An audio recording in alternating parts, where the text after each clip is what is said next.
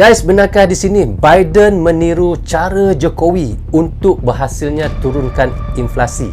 Tetapi ia telah disabotasi oleh negara-negara yang ada di Uni Eropah. Bagaimana itu bisa terjadi, guys? Ayo kita sama-sama simak video ini. Mari.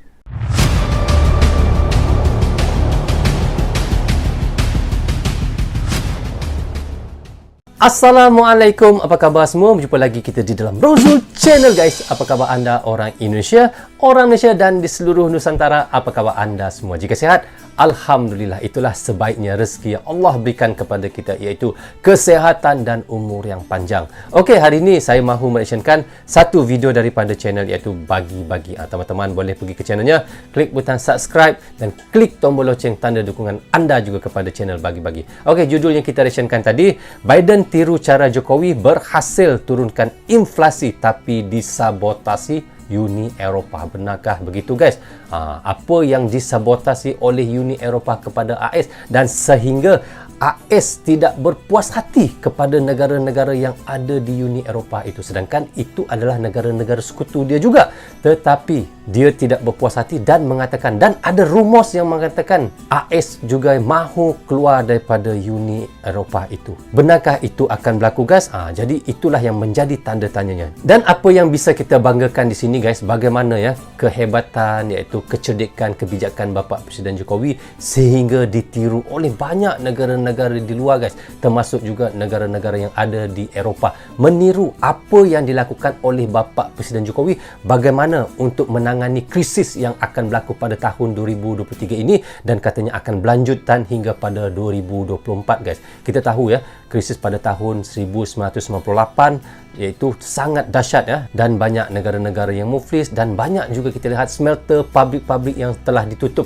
kerana krisis pada tahun 1998. Tetapi, guys, krisis itu akan berlaku lagi sekali pada tahun 2023 hingga tahun 2024 ini. Dan apa yang kehebatan yang dilakukan oleh Indonesia dan Presiden Indonesia, Bapa Presiden Jokowi, Indonesia sudah bersiap siaga dengan krisis-krisis tersebut seperti krisis energi, krisis pangan dan banyak lagi krisis yang akan berlaku pada tahun 2023 ini.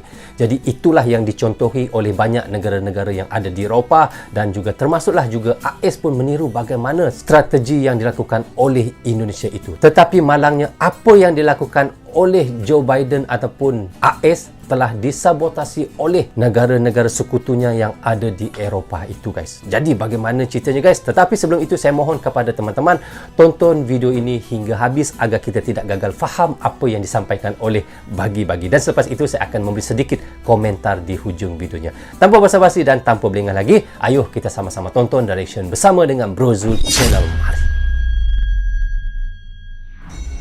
Kuat bayar pendanaan, Uni Eropa malah tambah masalah dengan AS. Gara-gara Eropa, inflasi AS naik.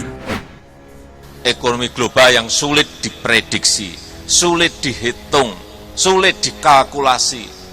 Krisis energi, krisis finansial, krisis biaya hidup di semua negara dan justru yang banyak di negara-negara maju. Keadaan dunia sedang sulit dan semua kepala negara pusing kepalanya. Pusing semua ya. Economic growth is up, stronger than expert expected at 2.9%. We're growing. Jobs are the highest in American number and the highest in American history. Wages are up, and they're growing faster than inflation. Over the past 6 months, inflation has gone down every month, and God willing, will continue to do that. Manufacturing jobs continue to go up stronger than any time in the last 40 years.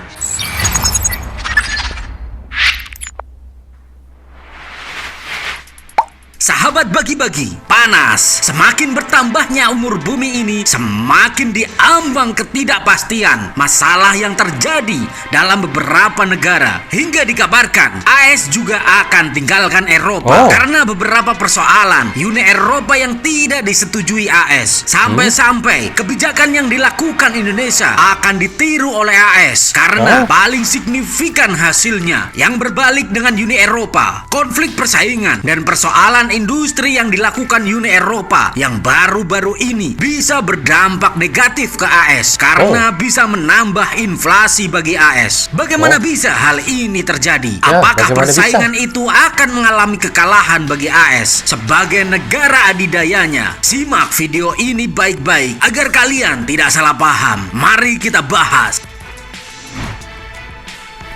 Sahabat bagi-bagi, Komisi Uni Eropa meluncurkan agenda untuk mengimbangi undang-undang peredaman inflasi pemerintah AS. Tujuannya untuk mendorong bisnis menerapkan transisi hijau agar tetap mampu bersaing di pasar internasional. Pejabat tinggi Uni Eropa pada Rabu tanggal 1 Februari kemarin memperkenalkan agenda industri hijau untuk mengimbangi program subsidi besar-besaran di AS. Untuk teknologi hijau, Badan Energi Internasional memprediksi bahwa sektor industri dan bisnis hijau sampai tahun 2030 akan meningkat lebih 3 kali lipat menjadi 650 miliar dolar Amerika Serikat. Presiden Komisi Eropa Ursula von der Leyen mengatakan agenda industri hijau Uni Eropa berfokus pada 4 bidang, yaitu penyederhanaan regulasi, pelonggaran aturan subsidi negara, peningkatan sumber daya manusia, dan penerapan perjanjian perdagangan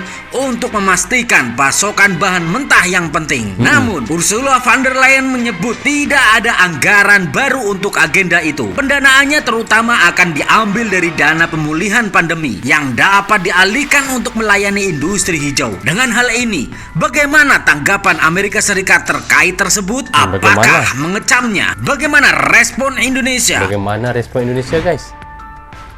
Sahabat bagi-bagi, rencana industri hijau Uni Eropa datang sebagai tanggapan terhadap undang-undang peredaman inflasi di AS. Paket pemerintah AS itu mencakup dana 369 miliar dolar Amerika Serikat untuk program keamanan energi dan perubahan iklim yang diresmikan Presiden Joe Biden tahun lalu. Pejabat dan pemimpin Uni Eropa memperingatkan subsidi pemerintah AS terutama untuk kendaraan listrik dapat membuat bisnis Uni Eropa dirugikan atau bahkan mendorong perusahaan untuk pindah ke AS. Misalnya, agar dapat memanfaatkan keuntungan pemotongan pajak. Namun, Ursula von der Leyen tidak secara langsung mengkritik kebijakan pemerintah AS dan masih harus disetujui oleh para pemimpin Uni Eropa yang akan melakukan pertemuan puncak minggu depan. Selain itu, bulan depan akan diterbitkan Undang-Undang Bahan Baku Kritis untuk mendukung diversifikasi pasokan bahan penting seperti litium yang digunakan untuk baterai. Ini akan memberi perusahaan Uni Eropa kelimpungan tentang pasokan di masa depan. Sahabat bagi-bagi, apakah dengan konflik demi konflik yang dilakukan Uni Eropa akan memuncaknya keruntuhan para negara adidaya lantaran tidak mampunya Uni Eropa untuk melakukan pendanaan dan pasokannya serta ditambahnya kenaikan inflasi yang terus naik. Ditambah Indonesia akan stop bahan semua yang dibutuhkan oleh Eropa. Kita saksikan saja kelanjutan langkah apa yang akan dilakukan dunia. Yang terpenting, Indonesia akan terus tegak. Merdekalah Indonesia seutuhnya. Merdeka. Merdeka. So, okay guys, syukur Alhamdulillah kita sudah pun mereaction tadi daripada channel Bagi-Bagi. Okay, judul yang kita reactionkan tadi adalah Biden tiru cara Jokowi berhasil turunkan inflasi tapi disabotasi Uni Eropah. Benarkah apa yang disabotasi oleh Uni Eropah kepada Amerika Serikat, guys? Tapi yang kita tahu di sini, apa yang di dalam pemerhatian saya, yang kita dengar tadi, yang kita tonton sama-sama, bagaimana iaitu Uni Eropah atau pejabat tinggi di Uni Eropah memperkenalkan agenda industri hijau untuk mengimbangi program subsidi besar-besaran di AS. Jadi guys, rencana industri hijau Uni Eropah itu sebagai tanggapan terhadap iaitu Undang-Undang Peredaman Inflasi di AS. Itulah yang dimarahkan oleh AS dan itulah yang membuat AS tidak puas hati dengan Uni Eropah. Sedangkan sebelum ini AS sudah pun mengeluarkan dana sebanyak 369 miliar US dollar guys, iaitu untuk program keamanan energi dan perubahan iklim, dan baru saja diresmikan oleh Presiden Joe Biden pada tahun lalu. Dan kini kita lihat bagaimana sekarang ini Uni Eropah ataupun pejabat tinggi Uni Eropah memperkenalkan sendiri iaitu program agenda industri hijau mereka sendiri, guys. Jadi itulah yang membuatkan AS tidak berpuas hati dengan Eropah. Jadi guys, apa yang kita lihat di sini iaitu yang dilakukan oleh Indonesia kini sudah mula untuk ditiru oleh AS. Kerana signifikan hasilnya sangat baik sekali. Sebab itu AS mahu meniru cara Indonesia. Dan sekarang ini kita tahu bagaimana nanti ditambah lagi dengan krisis pangan, krisis energi dan berbagai-bagai krisis yang akan berlaku pada tahun ini hingga ke tahun hadapan. Dan ditambah lagi dengan Indonesia menghentikan bahan-bahan mentah yang dibutuhkan oleh negara Eropah. Di situlah lagi menambahkan kerunsingan dan membuatkan lagi Uni Eropah bertambah pusing, guys. So, okay guys, rasanya sampai di sini saja untuk reaction sekali ini. Semoga manfaat untuk saya menonton dan mereaction dan manfaat juga untuk teman-teman yang sentiasa mendukung Brozo Channel. Tanpa tontonan, tanpa dukungan teman-teman, tiadalah Brozo Channel di dalam YouTube ini. Bagi anda yang suka dengan cara saya mereaction, anda boleh klik butang subscribe dan klik butang loceng tanda dukungan anda kepada saya. Maaf andainya ada tersilap kata dan tersilap cakap kepada anda semua. Assalamualaikum. Goodbye. Bye-bye.